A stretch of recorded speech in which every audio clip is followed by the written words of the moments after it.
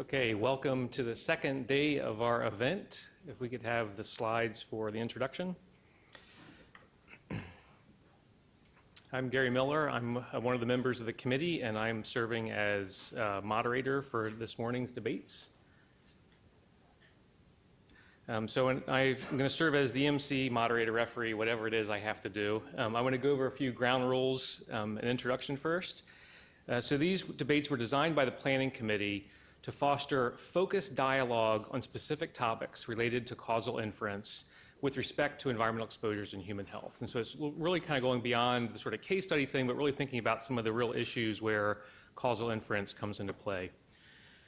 So for each topic, we have 35 minutes. The opening remarks will be made by each of the discussants 10 to 12 minutes, and then they'll have a chance for a quick rebuttal.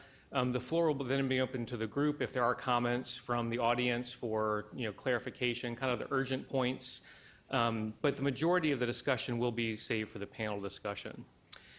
So we have three scenarios, one on mercury and cardiovascular health, one on read across with in vitro data on a specific chemical, and then the application of human cell-based assays and toxicity testing and the use of animals.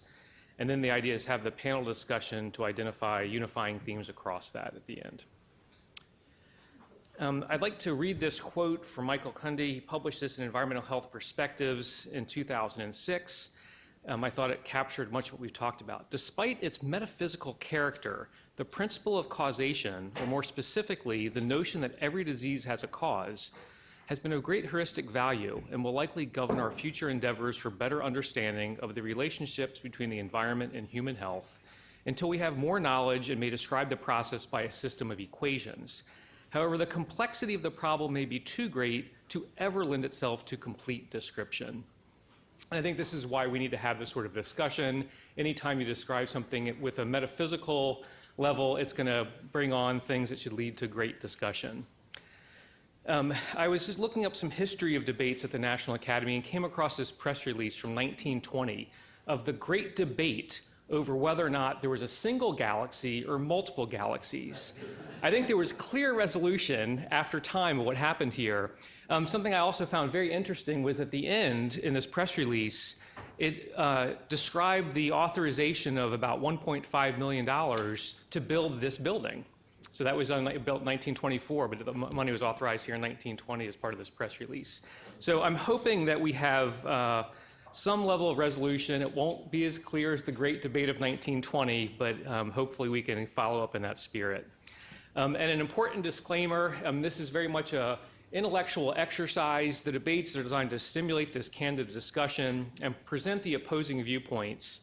But the debaters, their views are not necessarily the views of the speaker or the planning committee and should not be taken or quoted as such. So many of them are taking on roles that may be counter to their own thinking, but they're here to structure these arguments and discussions. So again, don't quote, don't tweet out what someone said, holding them to it.